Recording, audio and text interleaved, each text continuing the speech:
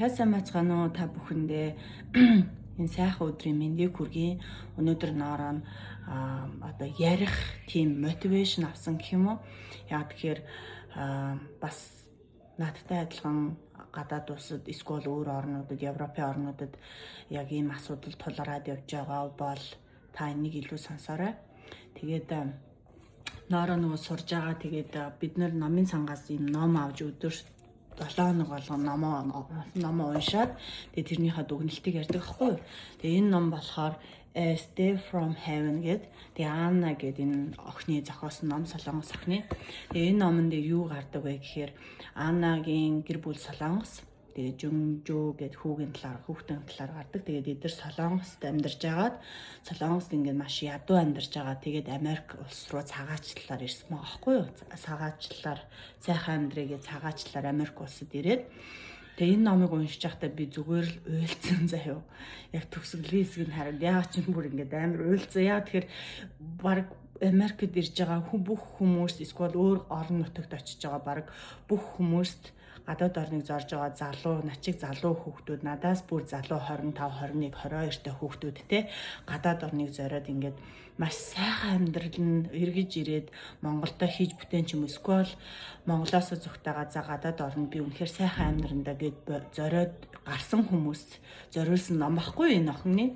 Тэгээ энэ товч номны яг товч түүх нь болохоор яг энэ охин Солонгосоос Америк улсад цагаачлалд ирээд цагаачл гэдэг нь иммигрант ахгүй юу? Цагаачл гэдэг нь ямар ч бичиг баримтгүйгээр ирээд тэгээд амьдрал эхэлсэн байгаа. За ирээд энэ охинд ямар асуудал тулгарсан бэ гэхээр соёлын миний өмнөний бичлэг дээр ярьсан соёлын ялгаа Солонгос соёлоороо явах уу, Америк соёлоороо явах уу гэдэг соёлын ялгаа. Тэгээ дээрэс нь одоо санхүү дээр хүмүүс нөгөө ажиллах хэрэг байхгүй учраас юу ч хамаагүй олдсноо л хийдэг одоо кэш бэлэн мөнгөөр ажилладаг ажил ахгүй юу. Тэгээд ингээд санхүүгийн тал дээр нэгдүгээр. Тэг ингээд гурав дахь нь болохоро тухайн хүний би хинбэ гэдэг өөртөөгөө нүүр тулах тий энэ гурван зүйл дээр ингээд айгу хэцүү байсан гэдэг гэж байгаа байхгүй юу.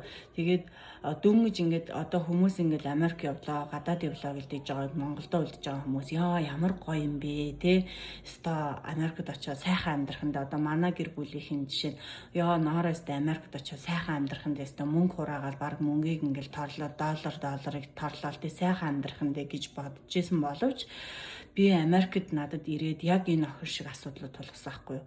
Хэлний бэрхшээл те англи хэл мэдэхгүй. Энэ охин бас англи хэл мэдэхгүй. Тэгээ санхүүгийн хувьд айгүй хүндрэлтэй. Тэгэнгүүтээ соёлын ялгаа. Тэгээд тухайн газар нутагтаа дасан зохицох гэдэг энэ зүйлсүүдтэй яг ингээд нүүр тулсан байгаа аахгүй маш хэцүү. Тэгээд дөнгөж ирээдээ би Америкт ирэхдээ үнэхээр англи хэл муу ирсэн. Манай нөхөр битээр их сургууль сурах гад тэнцээд ирсэн заяа бүр Birmingham University-д бүр ингээд тэнцээд ирсэн. Энд ирэх нь битээрийн хувь зүгээр л миний хувьд ажил буюу одоо би чи итгэгч хүн шүү дээ. Бурхны ажил ахгүй. Яагаад тэгэхээр би англи хэл мэдэхгүй ч гэсэндээ сургууль намайг ямар нэгэн юм маань давуу талтай учраас сургууль манай нөхөр битээрийг сургууль ингээд авсан байгаа хгүй тэнцүүлээд. Тэгээ Америкт ирээ эхлээл хэлний асуудал те хүмүүстэй ингээ ойлголцож чадахгүй 100% ойлголцож чадахгүй 100% монголоор ингээд хүмүүстэй ярьж байгаа юм шиг яриад ингээд ойлголцож чадахгүй дэ амар стресстэй заяа.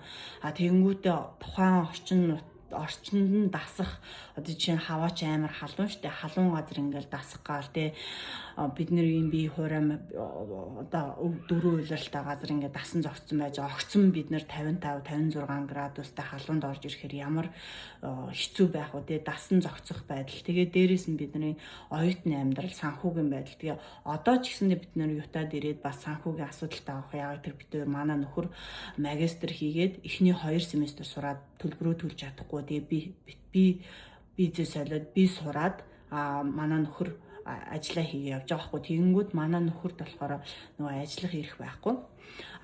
Мэдээж бэлэн мөнгөний ажил хийнэ гэсэн үг. Надад болохоор ажиллах хэрэгтэй. Би болохоор ажиллахдаа 19 part timer бүрэн цагаар биш богино цагаар ажилладаг. За ингээд энэ мэтчлийн асуудлууд тулаад дээрээс нь ингээд сэтгэл зүйн асуудлууд байна. Ингээд сэтгэл зүй маш одоо жишээ нь ингээд яг хэлсэн шүү дээ. Монгол соёлоороо явах уу, Америк соёлоороо явах уу гэд хүүхдийн хувьд ингээд хүүхдүүд хүртэл бүр ингээд соёлын шок аль соёлоороо явах юм бэ гэдэг заяа. Гэтэ хүүхдүүд илүү амархан Америкийнхаа соёлд уусч амархан одоо шингэж орж чаддаг гэсэн үг. Тэгмүүд бидний насны бидний хүмүүс болохоор Америк соёлд уусах гэж айгүй уддаг аахгүй. Жишээ нь би бол одоо би авах юм авцсан. Гэтээ авахгүй, эвлэхгүй юм да би ингэж уусаад байх шаардлага байхгүй гэж би боддог. Дээрээс нь зав. Тэгээ энэ охин хамгийн чухал зүйл сурсан зүйл нь хувь хүний би хинбэ гэдэг дээрээ өөрийгөө маш сайн хөгжүүл сурсан гэж аахгүй юу. Би яг хинбэ гэд өөртөө нүүр тулаад өөрийнхөө зан чанарууд, муухай зан чанаруудаа яг над шиг ингээ нүүр тулаад тэгээ би энэ охиныг ингээ унш дуусаад би яг өөрийгөө харсах, би яг өөрийнхөө бүх муухай зан чанаруудыг тулаад депрешн ингээл туулаад одоо ингээл эрүүл мэндийнхээ асуудал ингээл депрешнтэд өөрийнхөө би физиолог эрүүл мэнд ингээ хайцсан юу өвдөж байгаа, юу яаж байгаа мэдрэхээ болсон. Тэгээ тэгж их депрешнсэн. Тэгээ тэрнээсээ харангууд өвдөж бие маань өвдөж эхэлж байгаа. Энэ зүрх өвдөл, энэ цус өвдөл, бөөр өвдөл тэ мэдэрч эхэлж штэ. Тэнгүүд энийгээ ингээ ялан дийлээд ингээ гарч ирсний дараа одоо би юу гэж би хинбэ гэдгийг өөрөө мэддэг болсон. Би ямар газар очих уу? Би партинд явахдаа хаана очих уу? Би ямар хүмүүстэй уулзах уу? Энэ надад зөв үү гэдгээ би өөрөө мэддэг болсон байхгүй юу?